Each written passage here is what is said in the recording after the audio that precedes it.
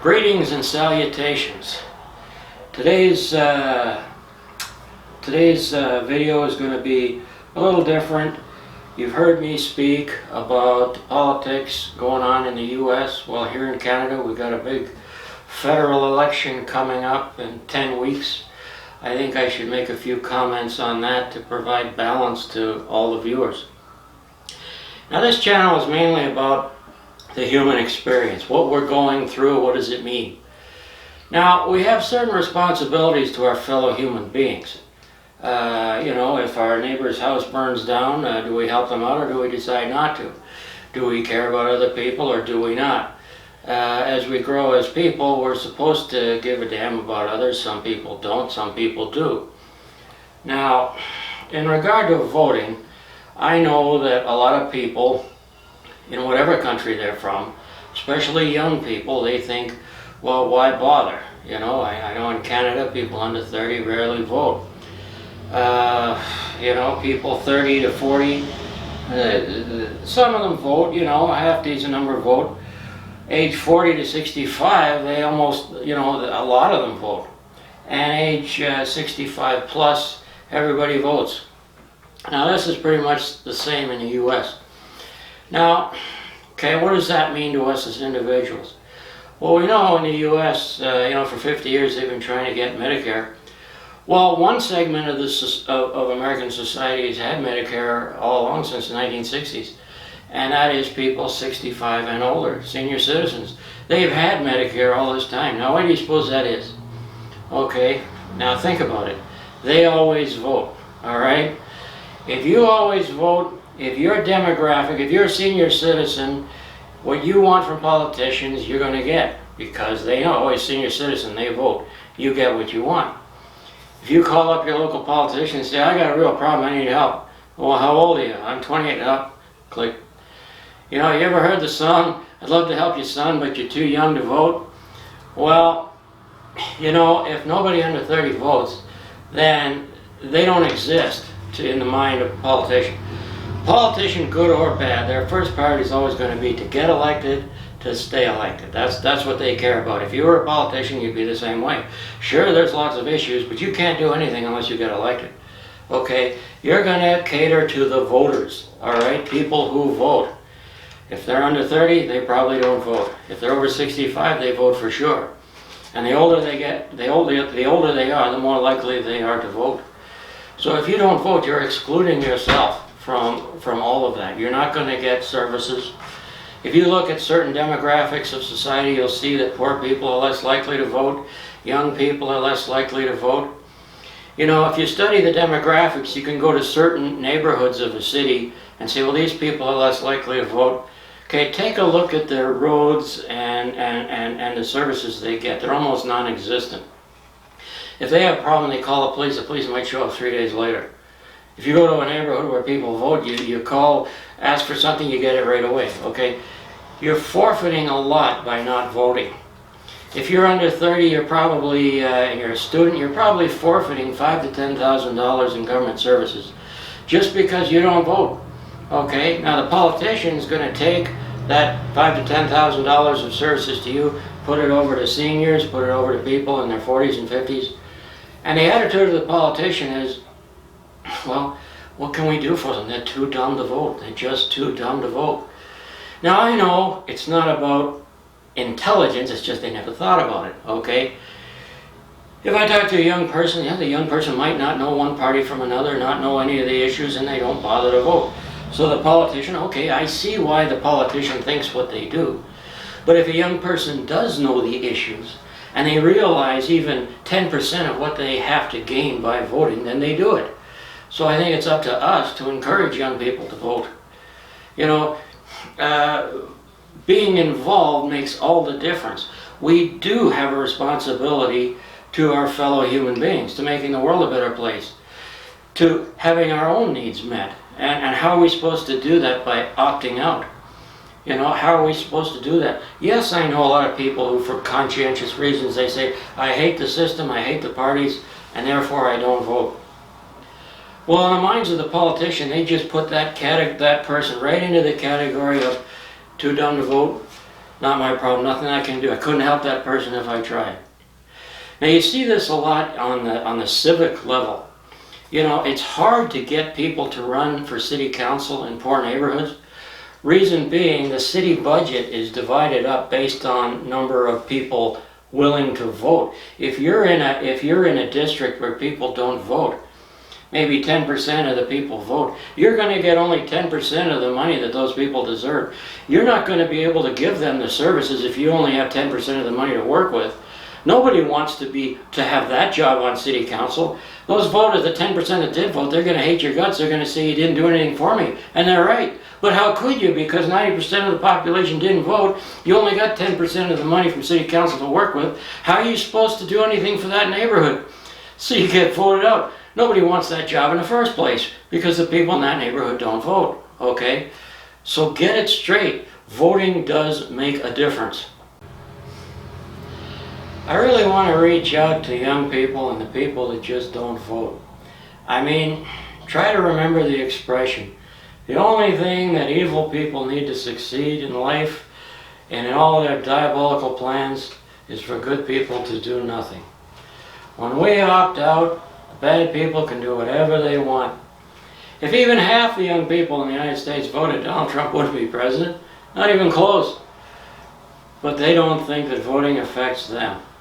Wow.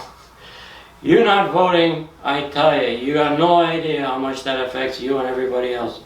You're not just losing the $5,000 or $10,000 a year in benefits, you're losing a lot more than that. So are all your friends, so are all your loved ones. You know, we owe it to ourselves and to each other to make the effort. You know, 1 hour every 4 years, I think we can do that much. We need to educate ourselves and vote. Now I want to talk a little bit about the parties that are running. Again, I'm trying to address those who don't vote, or young people who don't understand the system. Okay, in Canada, if you're living outside of Quebec, you got basically 5 choices between parties that are going to win actual seats. Okay, based on the polls right now, we got the Conservative Party of Canada at 37%. You got the Liberal Party of Canada at 31%. So in descending order here based on popularity, you got the Conservative Party, you got the Liberal Party, you got the N.D.P. For people who don't know about them, they're a socialist party, social democratic party. You got the Green Party, they're a social democratic party, very environmentalist, that's the Green Party. And rounding out at the bottom, you got the People's Party of Canada, PPC. They are a new party. They're led by Maxime Bernier.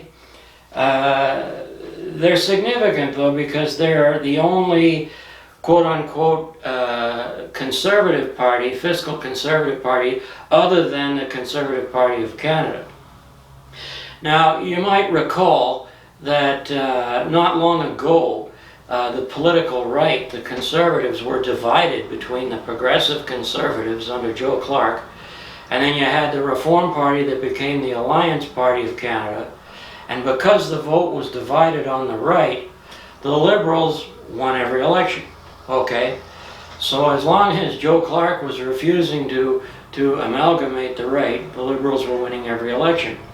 So when the Conservative Party of Canada looks at the People's Party of Canada, led by Maxime Bernier, who almost won the leadership of the Conservative Party but lost to Andrew Scheer, and then promptly started his own political party. The last thing the Conservatives want is to see the PPC do well, because that is an existential threat to their existence. So they're more afraid of the PPC than they are of the Liberals. The Liberals will come and go, but the PPC could be the ruination of the Conservative Party. So depending on whether you like the Conservative Party or don't like the Conservative Party, knowing who a party's main opponent is, knowing how they think, enables us to use our vote strategically. Now, the N.D.P., they also have a new leader. They're an old party, but a new leader. They've got Jagmeet Singh. People had high hopes for him. He won the leadership. But then he seemed to lose interest. He kind of disappeared for a year. He didn't even keep up with current affairs or watch the news. He just disappeared. He had opportunities to get into Parliament. He let them slip by. Now he's in Parliament, but he's really not doing anything. N.D.P. popularity has really crashed under his leadership. Now this is relevant if you're a supporter of the Green Party, because the Green Party and the N.D.P., they're both social democratic movements. They're both socialistic in their views. So as people become more disappointed with the N.D.P. and the Green Party goes up, if the Green Party actually finishes ahead of the N.D.P. in the coming election, that could be the end of the N.D.P. Like, seriously. So the N.D.P.'s number one fear is the Green Party. It's not the Conservatives or the Liberals. So you got to understand how these parties think. If you want the Green Party to overtake the N.D.P., this is the best chance you're ever going to get. Now, a lot of people have said to the Green Party, you know, you could get twice as many votes in the upcoming election if you embrace the B.D.S. movement, boycott, divestment, and sanctions.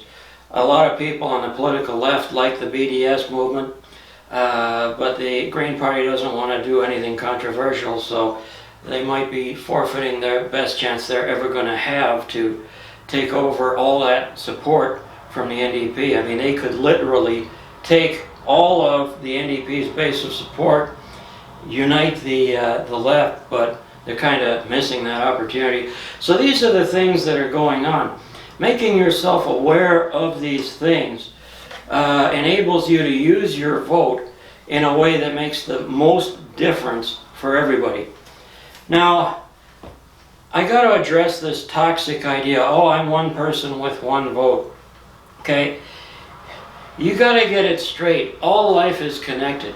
Okay? Whatever you decide, whatever you think in your head is going to be affecting 10,000 other people. If you decide, I'm a young person, I don't need to vote, you can be sure 10,000 other people are going to follow your lead. If you decide, well, I'm a young person, but I am going to vote, it dramatically affects me and everybody I know, you can be sure 10,000 other young people are going to vote. You know, they've done science experiments where you have two islands in the South Pacific that have no contact with each other at all.